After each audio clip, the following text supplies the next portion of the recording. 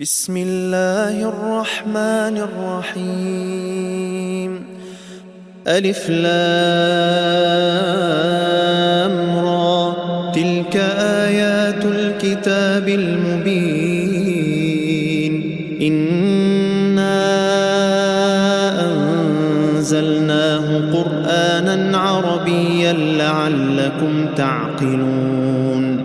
نحن نقص عليك أحسن القصص بما أوحينا إليك هذا القرآن وإن كنت من قبله لمن الغافلين.